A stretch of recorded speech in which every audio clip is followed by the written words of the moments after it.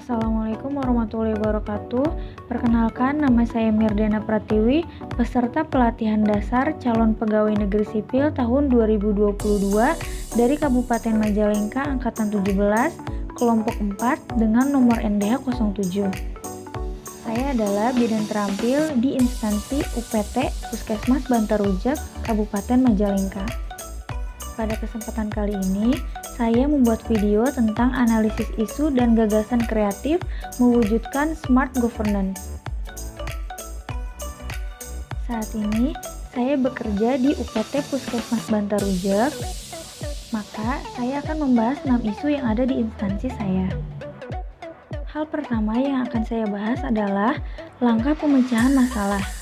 Yang pertama yaitu identifikasi isu, yang kedua menemukan isu prioritas dengan USG, yang ketiga analisis isu dengan fishbone, dan yang terakhir yang keempat adalah gagasan untuk penyelesaian masalah.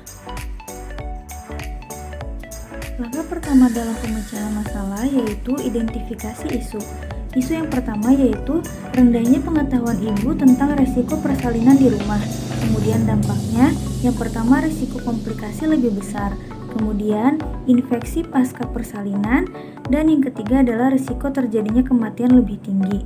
Kemudian yang terdampak yaitu ibu bersalin, bayi, dan nakes yang menolongnya. Isu yang kedua adalah rendahnya pemahaman ibu hamil tentang bahaya hipertensi dalam kehamilan. Kemudian dampaknya, resiko tinggi saat persalinan, bayi lahir prematur, dan berat badan bayi lahir rendah. Kemudian yang terdampak adalah ibu hamil, ibu bersalin, dan bayi.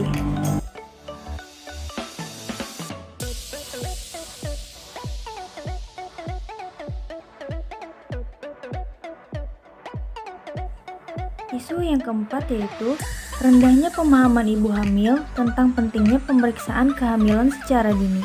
Dampaknya adalah terlambatnya deteksi resiko kehamilan, kemudian komplikasi pada ibu dan bayi. Kemudian yang terdampak adalah ibu hamil, ibu bersalin, dan bayi. Isu yang keempat yaitu rendahnya cakupan pemeriksaan deteksi dini kanker leher rahim. Dampaknya, terlambatnya deteksi resiko kanker leher rahim. Yang kedua, komplikasi pada wanita usia subur, kemudian terganggunya produktivitas wanita usia subur. Yang terdampak yaitu wanita usia subur dan suami. Isu yang kelima adalah kurangnya pengetahuan dan minat ibu postpartum untuk mengikuti KB pasca persalinan. Dampaknya yaitu kehamilan jarak dekat dan kehamilan terlalu sering. Kemudian yang terdampak adalah ibu, anak, dan suami.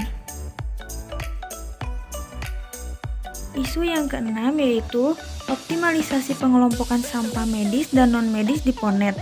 Dampaknya adalah sampah infeksius dan non-infeksius tercampur, kemudian pengelolaan sampah yang tidak sesuai dengan standar. Dan yang terdampak adalah nakes, pegawai non-nakes, dan pihak pengelola sampah.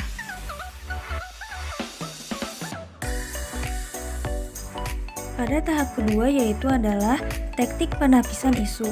Di sini saya menilai tentang isu-isu yang sudah saya bahas sebelumnya. Dan yang saya dapatkan adalah yang tertinggi yaitu rendahnya cakupan pemeriksaan deteksi dini kanker leher rahim dengan jumlah total 14.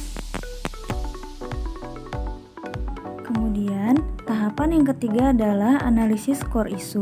Di sini saya mengelompokkan beberapa penyebab yang menurut saya menyebabkan isu tersebut. Yang pertama adalah metode, yaitu kurangnya sosialisasi mengenai pencegahan infeksi. Kemudian manpower, kurangnya dukungan keluarga untuk pemeriksaan. Kemudian material, penyampaian informasi yang tidak optimal. Dan selanjutnya adalah mesin, yaitu poster dan penyuluhan tentang bahaya kanker leher rahim kurang. Kemudian measurement, yaitu rutin sosialisasi dan adakan pemeriksaan leher rahim. Kemudian yang terakhir adalah modern nature, yaitu budaya malu yang tinggi.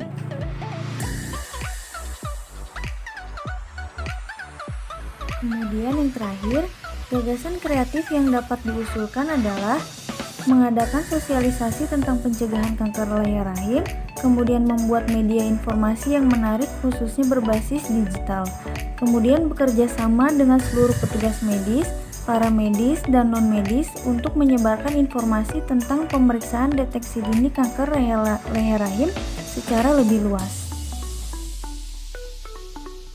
Demikian pemaparan yang dapat saya sampaikan, kurang lebihnya mohon maaf. Wassalamualaikum warahmatullahi wabarakatuh.